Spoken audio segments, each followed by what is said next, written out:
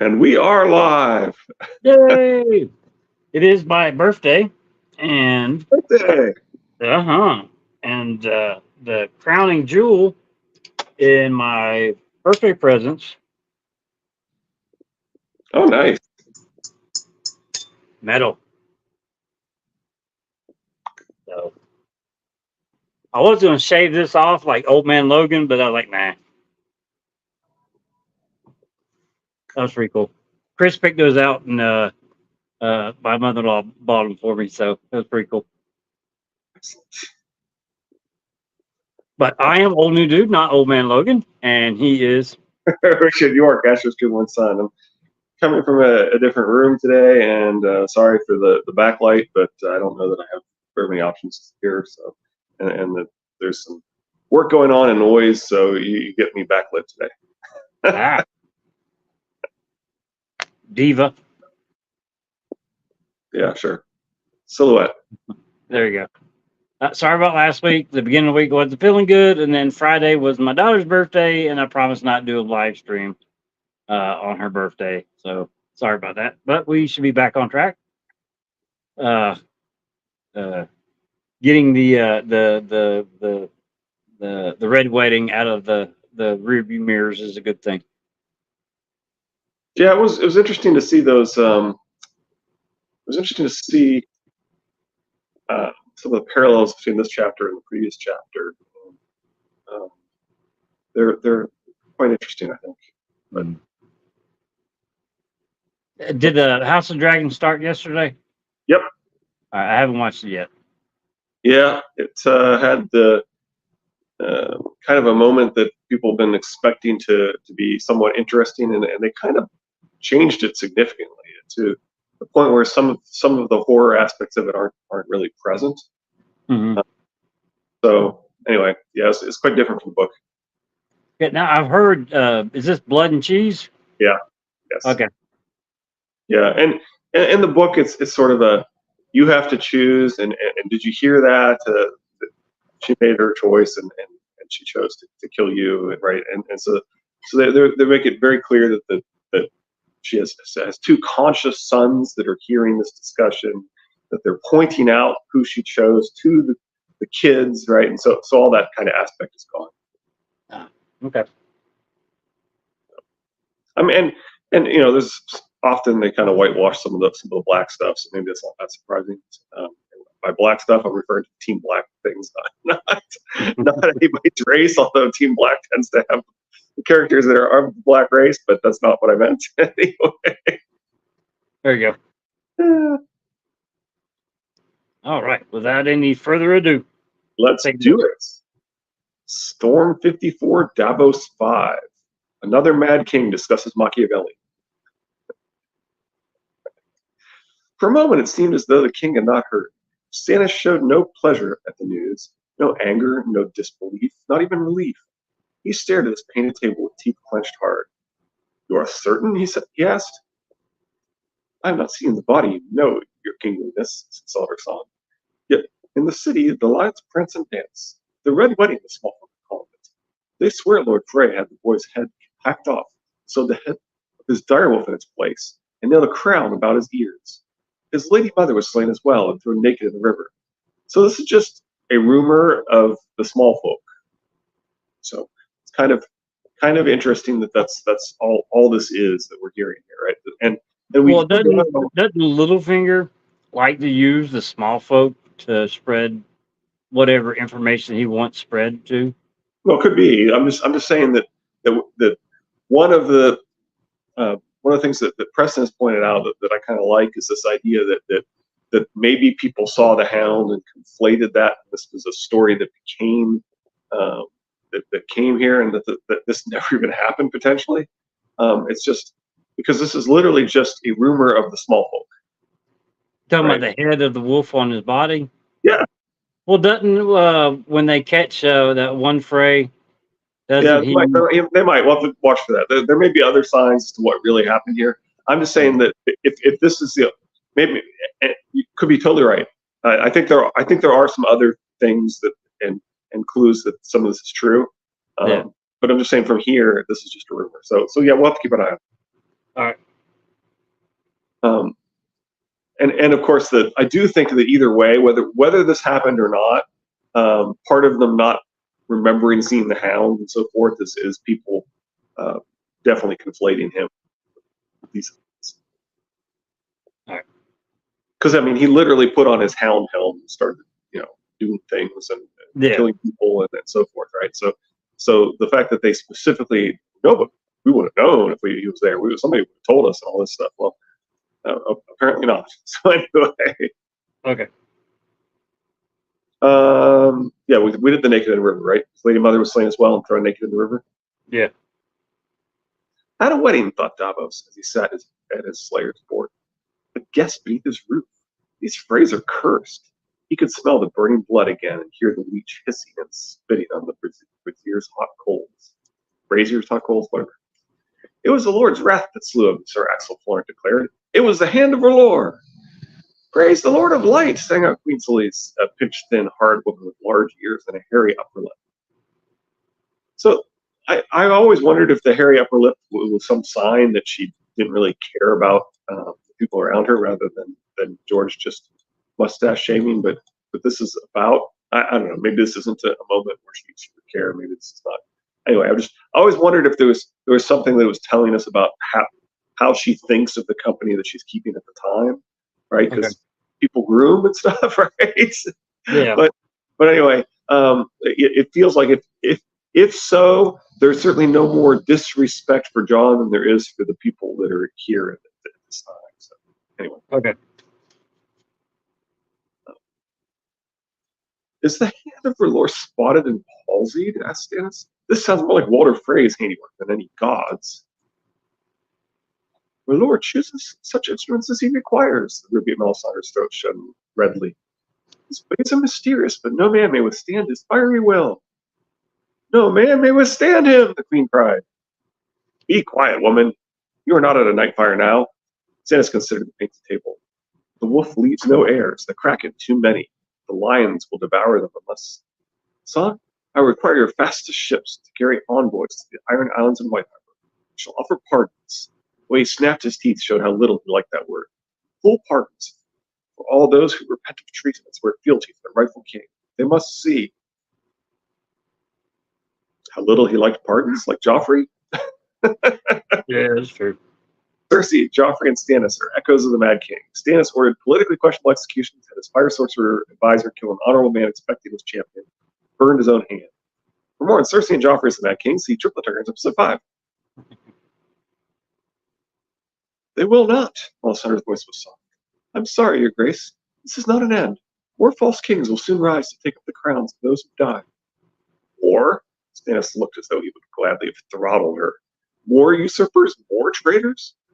I've seen it in the flames. Queen Celise went to the king's side. The Lord of Light sent Melisandre to guide you to your glory. Heed her, I beg you.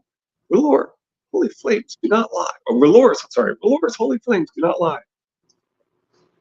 Lies and lies, woman. Even when these flames speak truly, they are full of tricks, it seems to me. An ant who hears the words of the king may not comprehend what he is saying, Melisandre said. And all men are ants before the fiery face of God. If sometimes I've mistaken a warning for a prophecy or a prophecy for a warning, the fault lies in the reader, not the book. George is laughing at our interpretations of that. The fault lies in the reader, not the book. Yeah, he's throwing shade at us. Oh, we never did run through all the. Sorry about this. Waving from the wall. Happy B-Day, Dad. I don't know whose B-Day it is, but I'll join and find happy birthday. Card. Anyway, sorry. Yeah, you're fine. Thank you, Christian Deck Cards. But this I know for a certainty. Envoys and pardons will not serve you now, no more than leeches. You must show the realm a sign that proves your power. Power? The king snorted. I have 1,300 men on Dragonstone, another 300 at Storm's End. He swept over the pen. The rest of Westeros is in his hands swept over the pens. I'm sorry. The rest of Westeros is in the hands of my foes. I have no fleet but Salder Songs, no coin to hire sellswords, no prospect of plunder or glory to lure free riders to my cause. Lord Husband, said Queen Celise, you have more men than Aegon did 300 years ago. All you lack are dragons. Stannis' gaper was dark. 9 mages crossed the sea to hatch Aegon III's cache of eggs. Balor the Blessed prayed over his for half a year. Aegon the Fourth built dragons of wood and iron. Aegon Brightflame drank wildfire to transform himself. The mages failed. King Balor's prayers went unanswered. Wood dragons burned. Prince Arion died screaming. Happy birthday, dudes. This is Centric. Thank you. Queen Selyse was adamant. None of these was the chosen of Balor. No red comet blazed across the heavens to herald their coming. None built Lightbringer, the red sword of heroes, and none of them paid the price. Lady Melisandre will tell you, my lord, only death can pay for life. The boy, the king almost spat the words. The boy, agreed the queen. The boy, Sir Axel echoed. I was sick unto death of this wretched boy before he was even born, the king complained. His very name is a roaring in my ears and a dark cloud upon my soul. Give the boy to me, and you never hear his name spoken again, Melisandre promised. No, but you'll hear him screaming when she burns him, Davos always telling him. It's wiser not to speak to the king commanded it.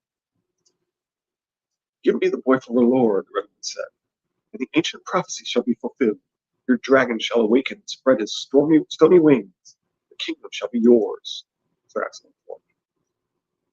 On bended knee, I beg you, sire, wake the stone dragon and let the traitors tremble. Like Aegon, you begin as Lord of Dragonstone. Like Aegon, you shall conquer. Let the false and fickle feel your flames. Your own wife begs you as well, Lord husband. Queen Selyse went down on both knees before the king, hands clasped with him in prayer. Robert and Delena defiled our bed and laid a curse upon our union. This boy is the foul fruit of their fornications. Lift his shadow from my womb, and I will bear you many true-born sons. I know it. She threw her arms around his legs. He is only one boy, born of your brother's lust and my cousin's shame. He is mine own blood. Stop clutching me, woman. King Stannis put a hand on her shoulder, awkwardly untangling himself from her grasp. Perhaps Robert did curse our marriage bed. He swore to me that he never meant to shame me. He was drunk and never knew which bedchamber he entered that night. Does it matter? The boy was not at fault, whatever the truth. Melisandre put her hand on the king's arm. The Lord of Light cherishes the innocent. There's no sacrifice more precious. From his king's blood and his untainted fire, a dragon shall be born. Stannis did not pull away from Melisandre's touch as he had from his queen's. The Red Woman was all Selyse was not.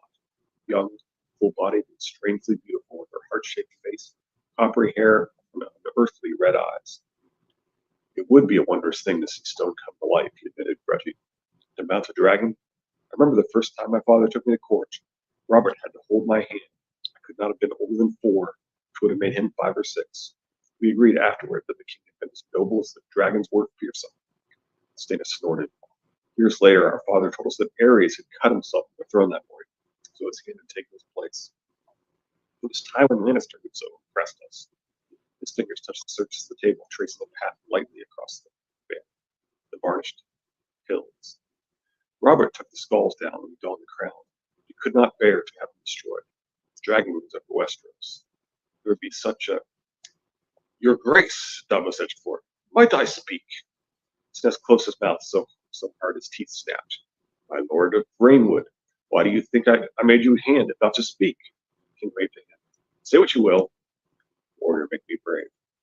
I know little of dragons and less of gods. The queen spoke of curses. No man is as cursed as the kinslayer in the eyes of gods and men. There are no gods save the Lord and the other, whose name must not be spoken. Melisandre's mouth made a hard red line. And small men curse what they cannot understand. I am a small man, Davos admitted. So tell me why you need this boy, Edric Storm, to wake your great stone dragon, my lady. He was determined to say the boy's name as often as he could. Only death can pay for life, my lord. A great gift requires a great sacrifice. Where's the greatness in a base-born child? He has king's blood in his veins. You have seen what even a little of that blood could do. I saw you burn some leeches, and 2 false kings are dead. Robb Stark was murdered by Lord Walder of the Crossing. You have heard that Balon Greyjoy fell from the bridge. Who did your leeches kill? Do you doubt the power of R'hllor? No, I must remember too well the living shadow of this woman about her room that night when he stormed in. His black hands pressing at her thighs. I must go carefully here, or some shadow may come seeking you as well. Even an onion smuggler knows 2 onions from 3. You are short a king, my lady. Now, one thing that Preston has pointed out here is that it is somewhat ambiguous whether she actually did kill, um, what's his name, Courtney Penrose, right? That Right. she likes to put on shows. She may have been trying to put on a show for Davos. It may be that his men really did throw him out as the spies told people, right? Because we do know that she does like to put on shows, and Right. the reason I don't actually buy that is because I think she tells us that she'd already used Stannis twice to create shadow babies and kill people. So I think it's as straightforward as it seems. That the shadows Yeah. look one way when they emerge, they look a different way as they get to full killing strength. That we've seen them what they look like when they kill. We've seen what they look like when they emerge. And there's no mystery here. That's my preferred interpretation based upon her basically telling us that she's done it twice. Yeah. Well, I mean, I don't think that she would steal Stannis' life fire just to put on a show for Davos. Yeah, exactly. That's where I'm at. But I get that it's not 100% that there's some ambiguity, some contradiction in some ways that they look so different and so forth, right? I mean, Right. So I get how you could say, well, George likes ambiguity, and therefore it's Well, I possible. mean, also one is born in the dark by torchlight, and the other was in a pretty well lit tent. So, I mean, the person that saw the appearance, the recognition that it was Stannis was the And I can say closest one to it.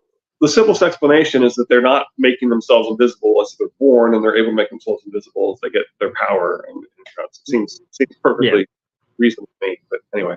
Yeah. So where were we here? Even an onion smoker knows two lemons from three. You are short a king, my lady. Stannis gave a snort of laughter. He has you there, my lady. Two is not three. To be sure, your grace, one king might die by chance, even two. But three? If Joffrey should die in the midst of all his power, surrounded by his armies and his Kingsguard, would not that show the power of the Lord at work? It might, the king spoke as he grudged each word. Or not, Davos did his best to hide his fear. And of course, I don't think that she's actually killing anybody. I think she's seen the future, seen that these three are going to die, and therefore she's very confident in saying this. But I do think the leech's burning is just a show to win. Yeah, I agree. Joffrey shall die, Queen Selyse declared, serene in her confidence. It may be that he's dead already, Sir Axel added. Zenith looked at them with annoyance. Are you trained crows to croak at me in turns? Enough! Husband, hear me, the queen entreated. Why? Two is not three. Kings can count as full of smugglers. You may go. Stannis turned his back on them. Sandra helped the queen to her feet. Selyse swept stiffly from the chamber, trailing behind. Sir Axel lingered long enough to give Davos one last look. An ugly look on an ugly face, he thought, the stare. After the others had gone, Davos cleared his throat. The king looked up. Why are you still here? Sire, about Edric Storm. Stannis made a sharp gesture. Spare me. Davos persisted. Your daughter takes her lessons with him and plays with him every day in Aegon's garden. I know that. For her break, if anything, ill should. I know that as well. If you would only see him, I have seen him. Looks like Robert. Aye, and worships him. Shall I tell him how often his beloved father ever gave him a thought? My brother liked the making of children well enough, but after birth they were a bother. Yes, after you every day. You're making me angry, Davos. I will hear no more of this bastard boy. His name is Edric Storm, sire. I know his name. Is there ever a name so apt? It proclaims him bastardy, his high birth, the turmoil he brings with him. Edric Storm. There, I have said it. Are you satisfied, my lord hand? And of course, this is a discussion of what storm means. In this case, he's referring to turmoil. But as we will see in the prologue of Feast for Crows, the reminder that Dany is called Daenerys Stormborn is that she was born as Dragonstone was being attacked, and Storm coming an attack. And so, it appears that reminding people that she was born as Dragonstone was stormed is what reminds people that she is known as Daenerys Stormborn, and that it's not necessarily true that there was a storm at the time. And there's certainly some evidence that there wasn't a storm at the time, and that the fleet appears to have been whole, not damaged at all. That they actually took a ship. That how would you be taking a small ship with like 5 men if you were If Yeah. there was a big storm raging that was the biggest storm in history, it literally, the story that there's a storm there doesn't actually make any sense. And the Right. fact, Well, I mean, you take knights that are bastard, and they have the name Storm or Hill. They'll add like rivers. They'll add something to it, like Dark Rivers, Storm Knight, whatever. But Danny has taken basically a bastard's name in right, Storm as a right, knight.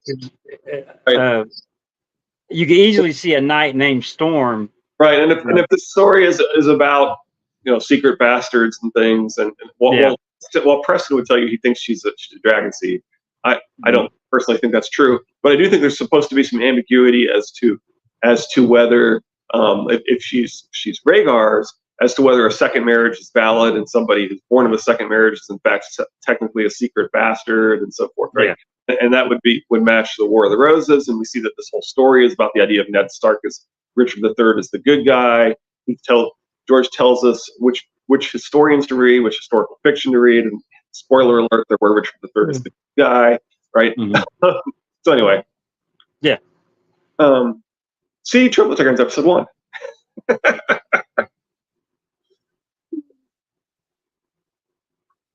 Okay, so where were we? Edric Storm. There, I said it.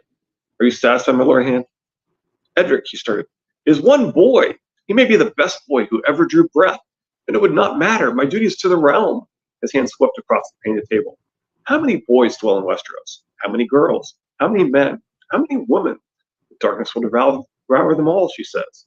The night that never ends. She talks of prophecies. A hero reborn in the sea, living dragons hatched from dead stone. She speaks of signs and swears they point to me. I never asked for this, no more than I asked to be king. Yet dare I disregard her? Ground his teeth. We do not choose our destinies. We must do our duty, no? Great or small, we must do our duty. Melisandre swears that she has seen me in flames. Facing the dark, Lightbringer raised on high. Lightbringer! Stannis gave Bryce a snort. It glimmers prettily, I'll grant you, but on the Blackwater, this magic sword served me no better than any common steel. A dragon would have turned to that battle. Aegon once stood here, as I do, looking down on this table. You'd think we would name him Aegon the Conqueror today if he had not had dragons? Hey, there's something that There's so much there. Go ahead. Yeah, I want to talk about this too. A hero reborn in the sea. Yes. I don't think I've heard that anywhere else. Yeah, I wanted to talk about that too. Who does all this fit, right? So Right. a hero reborn in the sea. How does that fit Jon Snow exactly? Like, I don't see it, right? I mean, it could be the Green Sea that people talk about. The Drathy Sea, exactly. Yeah. That would make a lot of sense. Oh, you're thinking that? Okay. Well. Yeah, I was thinking of the Green Sea or Green Sea. Green Sea thing, but that's more of a pun. I don't think that makes a whole lot of sense. I get that symbolically people think that, but I don't think that makes a whole lot of sense. That you're born in the sea. But Danny being reborn in the Dothraki Sea. Dothraki Sea is what I think it means.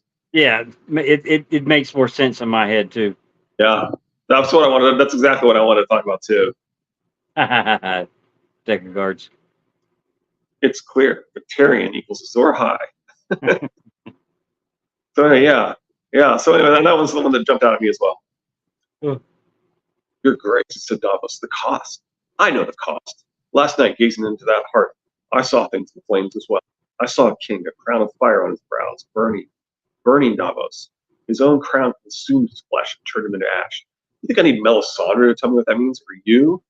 So he thinks this is obvious and represents him, but our characters are often wrong. Right. Many in the fandom think that it represents Viserys the Third. Anyway, I don't know. Any thoughts? A crown of fire on his brow, burning. His own crown consumed his flesh and turned him into ash. So I get why people would say that maybe that's Viserys. I don't think that's exactly what happens to him, but it's closer to him than anything else we've seen. Yeah. But he seems to be convinced that it means that he's going to be killed by his own his own lust for power or something. I don't know. Anyway. Yeah, I mean, I can see it fitting. I mean, Stannis. Yeah, maybe he's right. Maybe he is going to be killed by his own lust for power. Anyway, Well, I mean, burning and turning to ash. I mean, basically, I mean, yeah, I mean, the quest for the crown, and if he act, I mean, I don't know. I mean, anyway, yeah, maybe yeah, he is right. Maybe it is Viserys. It's the fandom things. I don't know. It's interesting.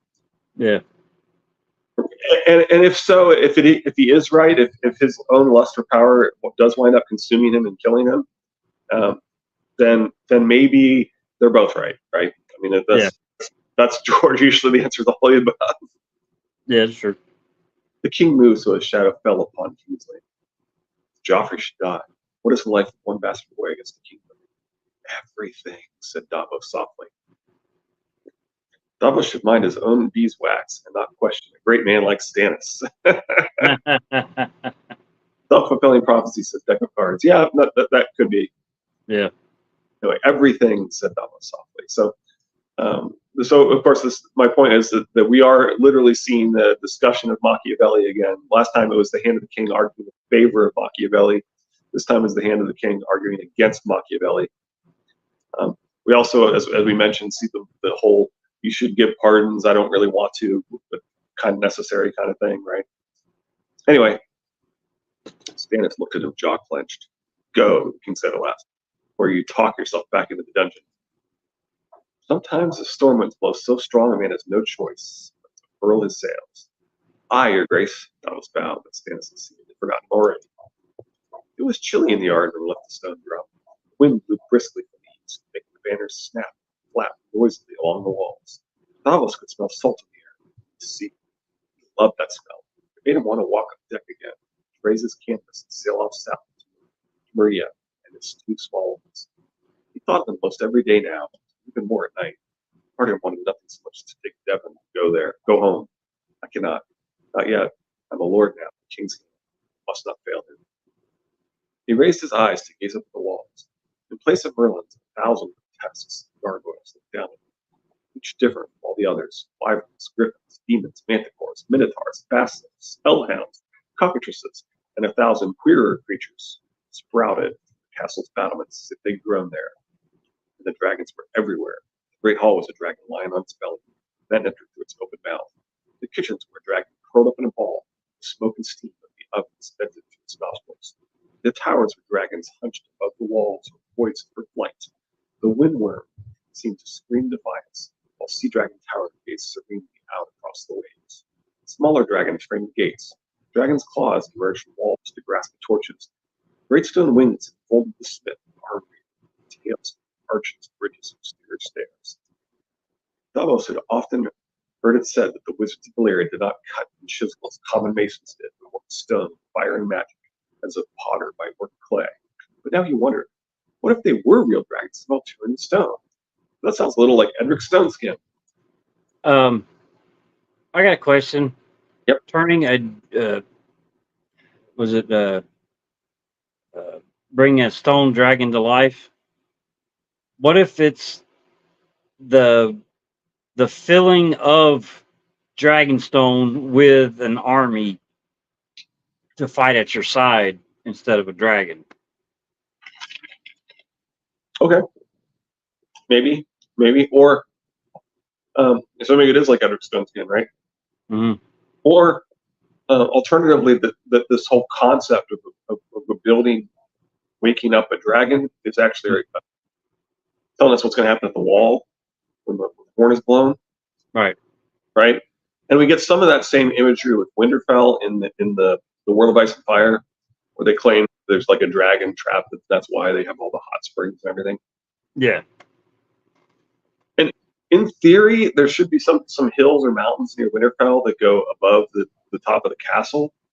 Not necessarily above the giant walls around the castle, but however high up into the actual castle itself, they have these hot water flowing, being driven by water pressure. Then that means somewhere there should be a hot spring which isn't that uncommon for there to be a hot spring that's up in the mountain or something. Right. But in theory, if they're actually pumping water through that, it one presumes that they're not doing so through a mechanical pump that somebody's having to keep applying energy to. but instead that it's actually gravity, right? That's how water pressure works. Is that Yeah. gravity pushes you can push you up as high, and water pressure can push you up as high as the height of your source water, right? Mm. Anyway, just a thought that I always had. Yeah. Davos had often heard it said that the wizards of Valeria did not. Oh, we did that already. If the Red Woman brings it to life, the castle will come crashing down. I'm thinking, what kind of dragons are full of rooms and stairs and furniture and windows and chimneys and privy shafts? Davos turned to find Saul her psalm side. Does this mean you have forgiven my treachery, Sala? The Nile pirate wagged a finger at him. Forgiving? Yes. Forgetting? No. All that good gold on Claw Isle might have been mine. It makes me old and tired to think of it. When I die impoverished, my wives and concubines will curse you, Onion Lord. Lord Celtigar, many fine wights, but now I am not tasting. A sea eagle he had trained to fly from the rift, and a magic horn to summon krakens from the deep. Very useful such a horn would be to pull down Tyroshi and other vexing creatures. Do I have this horn to blow? No, because the king made my old friend his hand. He slipped his arm through Davos's and said, Queen's men love you not, old friend. I am hearing that a certain hand has been making friends of his own. This is true, yes? You hear too much, you old pirate. A smuggler had best know men as well as tides, but not live to smuggle long. Queen's men might remain fervent followers of the Lord of Light. The lesser folk of Dragonston were drifting back to the gods they'd known all their lives. They said Stannis was in sorcery, that Melisandre had turned him away. The seven to bow before some demon out of shadow. And, worst sin of all, she and her god had failed him. There were knights and lordlings who felt the same. Davos sought them out, choosing them with the same care with which he once picked his crews. Sir Gerald Gower fought stoutly on the Blackwater, but afterward had been heard to say that R'hllor must be a feeble god to let his followers be chased off by a dwarf and a dead man. Sir Andrew Estermont was the king's cousin, and had served as a squire years ago. The bastard of Nightsong had commanded the rear guard that allowed Stannis to reach the safety of Salladhor Saan's galleys, but he worshipped a warrior with a faith as fierce as he was. King's men, not queen's men, not due to boast of them. A certain Lycene pirate once told me a good smuggler stays out of sight. Davos replied carefully. Black sails, muffled oars, and a crew that knows how to hold their tongues. Otherwise, wow, watching Hot D and reaction videos made me oversleep. You can see that. It was hard to get to sleep last night. Anyway, the Lycene laughed. A crew with no tongues is even better. Big, strong mutes who cannot read or write. Then he grew more somber. But I am glad to know that someone watches your back, old friend. Will the king give the boy to the Red Priestess, do you think? One little dragon could end this great big war. Old habit made him reach for his lump, but his fingerbones no longer hung about his neck. He found nothing. He will not do it, said Davos. He could not harm his own blood.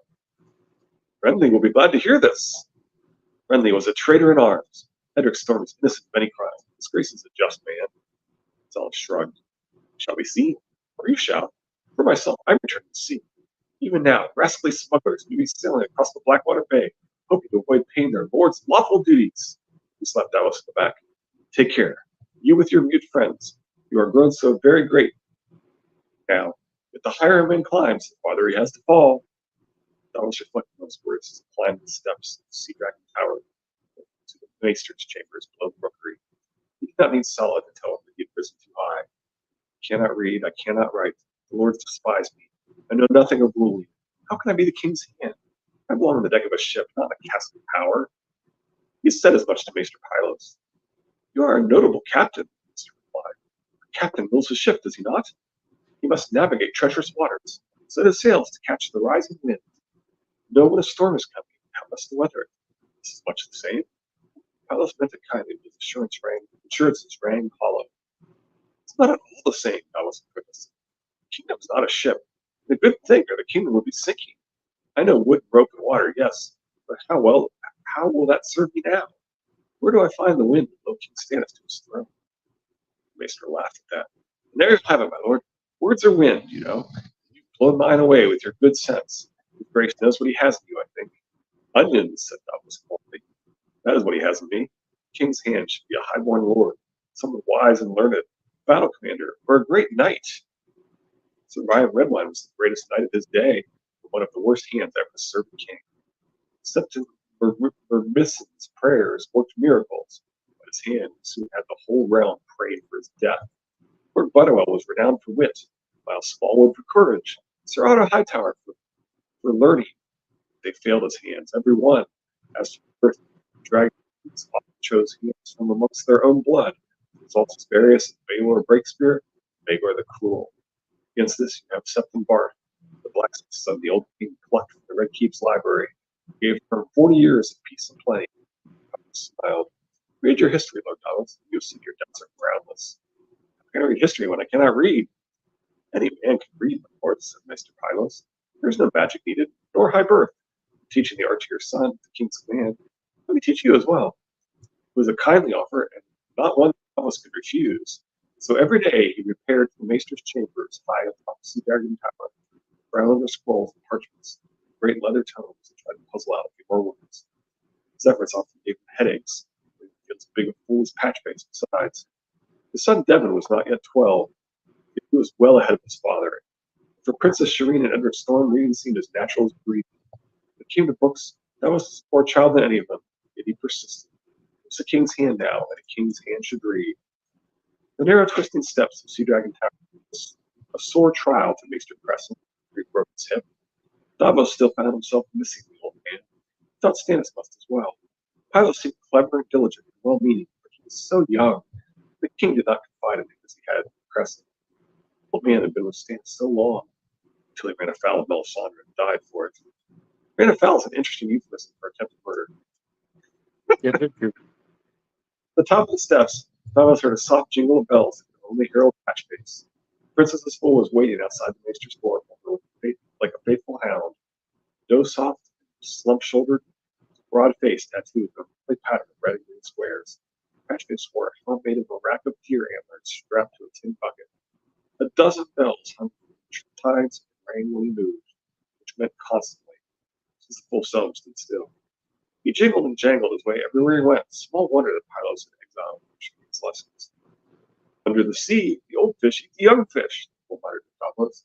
He bobbed his head, his bells clanged and chimed, and sang, I know, oh, oh, oh.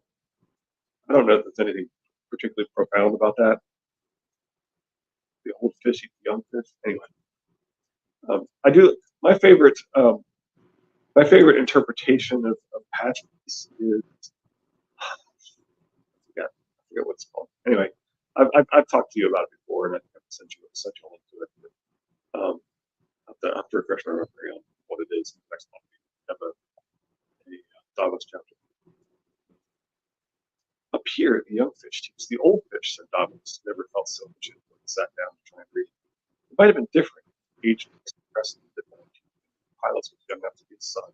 So I'll just say that the person who wrote it, whoever it is, like unfortunately, basically said that it's as if he's, instead of looking into the fires, he's looking to the sea and seeing the future and interpreting it as it would be if the future is happening underwater.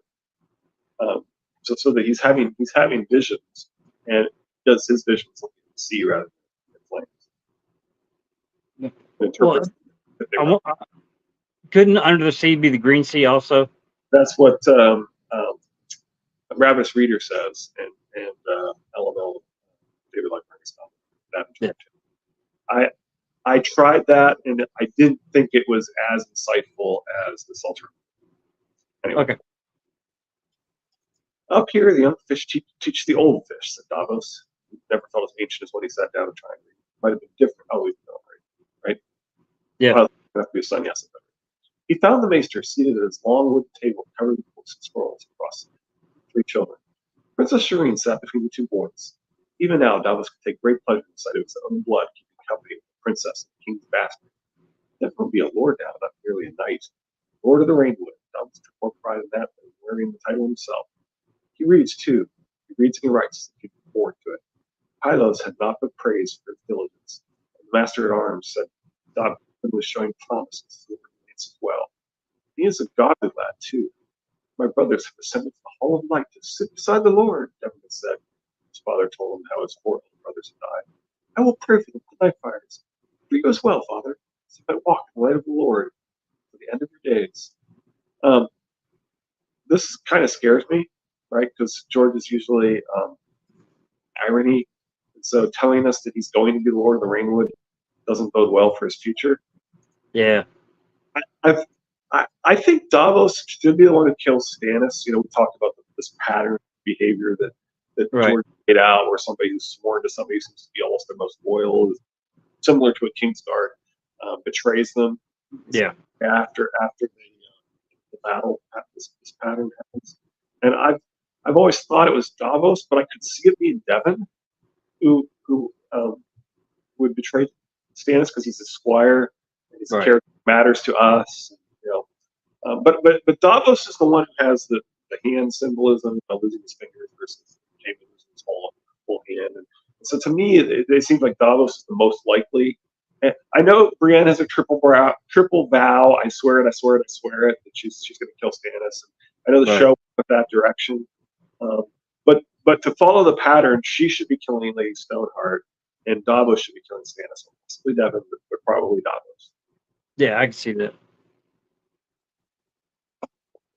Good morrow to you, father. The boy greeted him. He looks almost like Dale at his age. His eldest never dressed so fine as Devon and his squire's raiment, to be sure, but they shared the same square, plain face, the same forthright brown eyes, the same thin brown flyaway hair.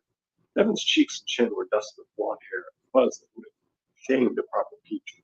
The boy was fiercely proud of his beard, just as Dale was proud of his once.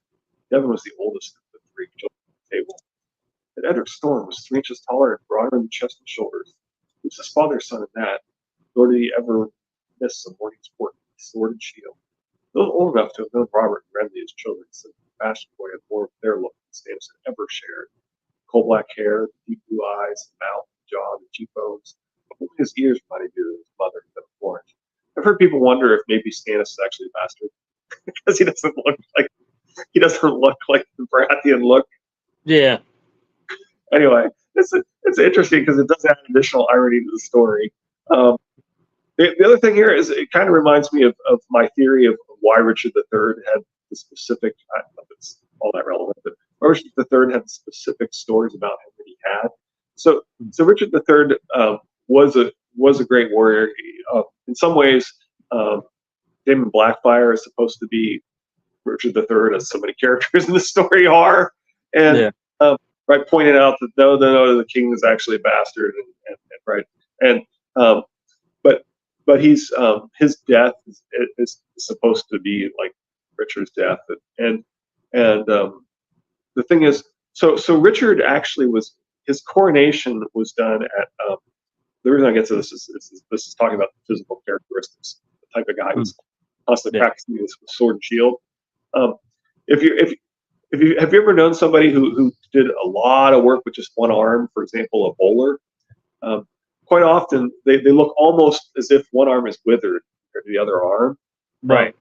And they might have one massive shoulder, one massive arm, and one smaller shoulder and smaller arm.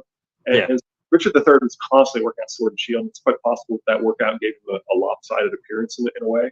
Yeah. And people, so people have said that he had this lopsided appearance. But he was the first English king to actually get coronated topless. So he was definitely not a man who was ashamed of his body. And so how do you go with people claiming he had one withered arm, people claiming he had one shoulder that was much higher than their shoulder, but him acting as if his body was something to be envied, and he was constantly working out with sword and shield, and he was a great warrior. Well, I think all those things actually add up and make sense personally. Like that's well, I mean, you stop and think about it. Even though you're swinging, I mean, I did hardwood floors for a very long time, and I could see a difference between my right arm from swinging the hammer versus the left arm, which was just sliding the flooring gun. But when you're working out with sword and shield, you're still using your left arm strength-wise by lifting the shield and maneuvering the shield. How was he doing that in such a way that he was so much more exercising one arm than the other? I don't know, but it does possible. And so that's right. I mean, even just holding your arm in a certain position, carrying the weight of the shield, it's still a workout. I'm just wondering if he was working out so much harder with one arm than the other that he did wind up with one really large shoulder, one really large arm, and that it almost looked as if one arm was withered because of that. I agree with you that it doesn't feel likely from a sword and shield, but trying to take all the pieces that we know about him, right? That That he sure acted like a man who was confident in his looks. Um, he he definitely was a great warrior, and people said that he had one withered arm. Some people have claimed that he had one withered arm and that he had one shoulder that was noticeably bigger than the other or higher than the other. Yeah. And I'm like, maybe that actually all does all add up, you know? Anyway, Richard III actually was found by archaeologists, and he did have a curved spine. Yeah, I knew he'd been on Earth. Anyway, I didn't know about the curved spine. Where were we? Yeah, Yeah. Richard told him. Well, I'm sorry. His mother had been a Florent. We just did that. His mother had been a Florent. Did we do that? Or you want to redo the paragraph? Okay. Yeah, no. Yeah, the mother had been a Florent. Sorry. Yeah. Yes, good morrow, my lord, Edric echoed.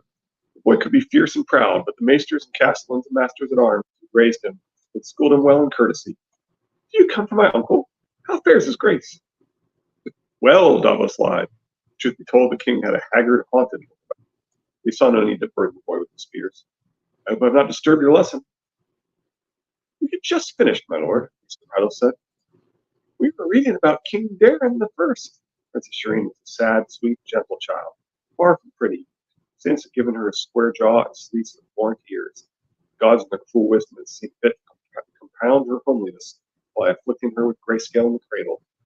Disease had left one cheek and half her neck gray and cracked and hard, though it had spared both her life and her sight. He went to war and conquered Dorne, the young dragon they called him. He worshipped false gods, said Devon. He was a great king otherwise, very brave in battle. He was, agreed Edric Storm. But my father was braver. The young dragon never won 3 battles in a day. The princess looked at him wide-eyed. Did Uncle Robert win 3 battles in a day? The bastard nodded.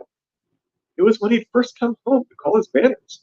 Lords Grandison, Catherine, and Fell planned to join their strength at Summerhall and march on Storm's End, but he learned their plans from an informer and rode at once with all his knights and squires. As the plotters came up on Summerhall one by one, he defeated each of them in turn before they could join up with the others. He slew Lord Fell in single combat and captured his son Silveraxe. Devon looked at Pylos. Is that how it happened? I said so, didn't I? And Storm said before Mason could reply.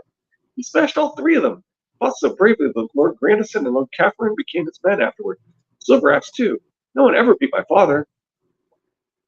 Edric, you ought not boast, Maester Pylos said. King Robert suffered defeats like any other man. Lord Tyrell bested him at Ashford. He lost many a tourney tilt as well. He won more than he lost, though, and he killed Prince Rhaegar on the Trident. That he did, the Maester agreed. But now I must give my attention to Lord Davos, who has waited so patiently. We will read more of King Darin's conquest of Dorne on the morrow. Princess Shireen and the boys said their farewells courteously. When they'd taken their leaves, Maester Pylos moved closer to Davos. My lord, perhaps you would like to try a bit of conquest of Dorne as well. He slid the slender leather-bound book across the table. King Darin wrote with an elegant simplicity. His history is rich with blood, battle, and bravery. Your son is quite engrossed. My son is not quite 12. I am the king's hand. Give me another letter, if you would. As you wish, my lord. Robert found his table, unrolling them and discarding various scraps of parchment. There are no new letters, perhaps an old one. Davos enjoyed a good story as well as any man. Stannis had not named him a hand for his enjoyment, he felt. His first duty was to help his king rule. For that, he must needs understand the words the ravens brought. The best way to learn a thing was to do it, he found. The sails are scrolled, made no matter. This might serve our purpose. Davos passed the letter. Davos flattened down the little square with parchment with tiny crabbed letters. Reading was hard in the eyes. That much he had learned. Sometimes he wondered if the Citadel offered a champion's purse to the maester with the smallest hand. Pylos had laughed at the notion. To the 5 kings, read Davos, hesitated briefly for 5, which he did not often see written out. The king, beware? Beyond, the maester corrected. Davos grimaced. King beyond the wall comes south. He leads a vast host of wildlings. Lord Mormont sent a raven from the haunted forest. Pylos underlined the words with his finger. The haunted forest. He is under attack? Yes. Please, he plowed forward. Other birds have come since. No words. fear Mormont slain with all his strength. We fear Mormont slain with all his strength. Suddenly realized just what he was reading. He turned the letter over and saw in wax that had sealed it in black. This is from the Night's Watch, Maester. Has King Stannis seen this letter? I brought it to Lord Alistair when he first arrived. He was the hand then. I believe he discussed it with the Queen. When I asked him if he wished to send a reply, he told me not to be a fool. His Grace lacks the men to fight his own battles. He has none to waste on wildlings, said to me. That was true enough. His talk of 5 kings was certainly have angered Stannis. This starving man begs bread from a beggar, muttered. Pardon, my lord? Something my wife said once. Davos. Hey, if Davos had been killed, Stannis would have never got this letter. Yep. Something his wife said once. Davos drummed his short fingers against the tabletop. First time he'd seen the wall. Oh, yeah. And of course, there was intervention to keep him alive, with the mother speaking to him, right? Yeah. So some force, whether that was Bran or some other enemy, whatever, but somebody made a move there. Yeah. I think my wife said once. Davos drummed his short fingers against the tabletop. The first time he had seen the wall, he'd been younger than Devon, serving aboard the Cobblecat under Roro Euphoris. Anyway, Taroshi, known up and down the narrow sea as the blind bastard, though he was neither blind nor baseball. Roro had sailed past Skagos into the shivering sea, visiting 100 little coves that had never seen a trading ship before. He brought steel, swords, axes, helms, good chainmail hoppers, traded furs, ivory, amber, and obsidian. When the Cobblecat turned back south, where holds were stuffed, with Bay of Seals, 3 black galleys came out to further into Eastwatch. They lost their cargo, and the bastard lost his head, crime of trading weapons to the wildlings. Davos had traded at Eastwatch in the smuggling days. Black brothers made hard enemies, but good customers, pushed it with the right cargo. While he might have taken their coin, he had never forgotten how the blind bastard's head had pulled across the Cobblecat's deck. I met some wildlings when I was a boy, he told Mr. Pilots. They were fair thieves, but bad hagglers. One made off with our cabin girl. All in all, they seemed men like any other men, some fair, some foul. Better men, Mr. Pilots agreed. Shall we return to our reading, my lord king? The king, yes. Stannis might be the king of Westeros in name, but true king is the king of the painted table. He held Dragonstone to Storm's End, and had an ever more uneasy alliance with Salar Son. That was all. How could the Watch look to him for help? They may not know how weak he is. I lost his cause. King Stannis never saw this letter, you're quite certain. Lord Melisandre? No. Should I bring it to them even now? No, Davos said at once. You did your duty when you brought it to Lord Alistair. Melisandre knew this letter. As she had said, one whose name may not be spoken is marching into power. Davos soon comes the cold, the night that never ends. Stannis see vision of flames, torches and snow, terror all around. My lord, are you well? asked Pilos. I am frightened, Maester, I have said. I was remembering a tale Salar Son told. How Azor tempered Lightbringer by thrusting it through the heart of the wife he loved. He slew his wife to fight the dark. If Stannis is Azor High come again, does that mean Edward Storm must play the part of the submissive? I was thinking, Maester, my pardons. What harm if some wild king causes the North? It's not so Stannis held the North. His grace could scarcely be expected to defend people who refused to acknowledge his king. Give me another letter, he said abruptly. This one is too difficult, Mr. Violence. Soon comes the cold, Melisandre, the night that never ends. Troubling, said Davos. Too troubling. Different letter, please. So there's something there. So he's thinking about how Edward Storm would be Nissa Nissa. We're also again when this chapter is deliberately parallel to the other chapter, right? Night's Watch. They have sort of the same thoughts that who cares? The North falls. The North isn't with us anyway, kind of thing, right? Yeah.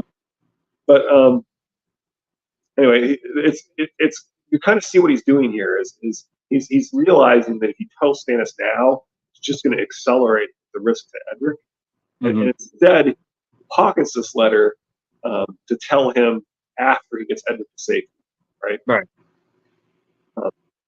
And it's sort of his ace in the hole where he's like, you need to do something. Yeah. But burning Edric is not in the cards for you. Well, Edric wouldn't be Stannis' niece Anissa because Stannis doesn't love Edric. I agree. The only two people that in this book that you can tell Stannis cares about is his daughter Shireen and Davos. And maybe Melisandre. Well, I think that's a different kind. Well, she specifically does some Nissa stuff. It uses some of the words Nissa. Right, but how much of that is legitimate, and how much of that is from the I'm not the claiming Ruby? she is. I'm just saying that Yeah. you could maybe see Melisandre. Yeah, well, I think a lot of Melisandre is manipulation through potential magic to get this man Stannis to go against some certain things that wouldn't think Stannis would go against. Up next is Storm 55, John 7, The Death of Egret, which he changes the arrows twice. He doesn't tell us whether they're the same type of arrow or not. So it's a little ambiguous whether or not he's actually using the same arrow all the way through. And he tells himself that he didn't shoot. He tells himself that it's not one of his arrows, which sounds like he's trying to convince himself, which sounds like there's a possibility that it is one of his arrows. Anyway, it's deliberately ambiguous, and we'll point out the two times that he changes arrows there, and then he definitely the same. The other thing I wanted to say is Preston had some interesting things with his interpretation of Fire and Blood that I thought were quite compelling. I started to listen to Girl Nettles. She decided to start reading the book from where season 2 would start. So she kind of starts with Blood and Cheese, essentially, and the two of them were like being told, "Hey, this is my interpretation," and then hearing Girl Nettles reading it, I'm like, "Oh wow!" So one of the things that we're told, in the part that Girl Nettles was reading, was that somebody on the Green Council is working for the Blacks. We're told this in the context of Blood and Cheese and finding Blood and Cheese and so forth. We know that people seem to. We know that Lucas Largent, who is named, and this is what Preston was talking about. Lucas Largent is named commander of the City Watch, and he winds up being totally loyal to the Blacks, but he specifically is installed by someone on the Green Council to be in charge of the City Watch. And so we're told specifically as part of Blood and Cheese, somebody on the Green Council is working for the Blacks. We're told that Lucas Largent is put in charge of the City Watch by by the Green Council. Preston says that the person, and it appears like Lucas Largent is often in on some of the things that happen in King's Landing. And nobody, and for some reason, Lucas Largent wasn't able to track them down. It's strongly implied that he's like working with different people at different times, right? So Preston has always thought that of course he's the one we've discussed that thinks Varys is not a eunuch, and he demonstrates that Varys deliberately drops the act in the epilogue, and he has a low voice. It seems likely that the whole eunuch thing is an act, right? Right. And we know that he likes to pose as different people going about King's Landing. Sometimes he's a woman, sometimes he's the jailer, right? So we know that he has different disguises. The way he operates, you pointed out, no, he doesn't operate by hiding the walls. He operates by posing as people. We know this. Therefore, he could be somebody, and we pointed out Dorcas seems like the most likely candidate. Right. Before I'd read the Book of the New Sun, where Dorcas turns out is basically delivering messages for the autarch, the king, basically. She's basically a spy. And she shows up while people are looking for a character under a different name, and turns out that's her. And people are looking for Varys when Dorcas comes into the story. And so it's like, oh, duh, kind of moment once you read the Book of the New Sun. Like, we'd already figured that out, but the Book of the New Sun kind of confirms it, right? So anyway, Larys, therefore, shouldn't actually be a clubfoot. He should be faking it, and he should be posing as other people if he's supposed to be a historical parallel to Varys. It's strongly implied that he doesn't have a clubfoot in the books, as he deliberately, like, his last request is that they cut off his leg and bury it elsewhere so that nobody can see it was his leg. Well, why would he do that unless it was actually, Anyway, so the point is that, Preston has always thought that he was Cheese. He's the torturer, confessor who's responsible for trying to get the name, find out who Cheese is, and for some reason he fails, right? Mhm. And Lucas Largent, for some reason, is unable to track him down as well. And so he thinks that he is Cheese, that he's actually working both sides. He's loyal to Old Town. He's trying to work both sides. He's trying to destroy the dragons. He's part of Maester Marwyn's conspiracy. Right. Right. So it's Maester Marwyn's theory of the conspiracy of the dragons. And so Lucas Largent is his, basically, his person.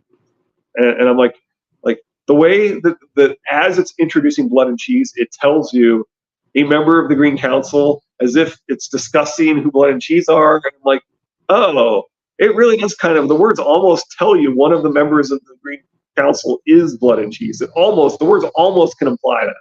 And I'm like, yeah, I'm pretty sold on the idea that one interpretation, and that perhaps George's preferred interpretation, is that Laris is Cheese, and that Lucas Largent is working for him. Anyway, that's something that it kind of clicked with me. Like, yeah, it really does seem like that's what's going on. Yeah, I can see that. I mean, I definitely don't trust Laris at all. And Now, as I've said online, like the point of the adaptation from Ryan Condal is to more match the straightforward reading that most readers are supposed to get from the book. It should, and that's a more interesting story that in some ways than, oh, well, they just rewrote history and everybody should have been loyal to Rhaenyra, but they rewrote history and made up all this crap and so forth, right? The Secret Bastards and things, and I think creates a more compelling story than the straightforward history that is the deeper interpretation of the history that would be like Rhaenyra is actually totally loyal to Lenore and has true-born children and all that. Anyway. Yeah, I'll probably watch later today. I'll watch the first episode for season 2. All right, so Friday, as I said, well, probably Friday, unless my meeting gets canceled or something. Say that it's Storm 55, John 7, The Death of Beaver. That'll work. Well, that was a pretty long chapter. Yeah, oh yeah, it is. Compared to some of the ones we've had lately. Well, we've talked about quite a few things too. Yeah, that's true. I'm going to enjoy the rest of my birthday. But hopefully we had a good enough stream that was particularly enjoyable. Yeah, it was a really good chapter for today. I mean, I thought we had some great discussions too. It definitely just goes ahead and turns the page to get you past the red. Even though they're mentioning the Red Wedding in there, there's enough in this chapter that your brain is just occupied with other things other than the Red Wedding. So yeah, I like that. I'm glad it was a good long chapter. Yeah, and again, I apologize for the silhouette here, but as I said, that's all right. On, and I think the dogs are much more quiet this way up the other side of the house here. We know what you look like. Well, and you don't need to see me. There you go. I'll turn the lights off next time. All right. Okay. That's it. We appreciate everybody.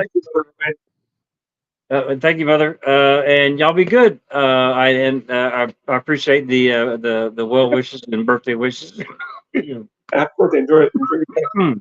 Excuse me. What's that? Happy birthday. Enjoy your day. All right. Thank you. Y'all be good. And we will see y'all later this week. Y'all be good. Bye. Bye, Richard.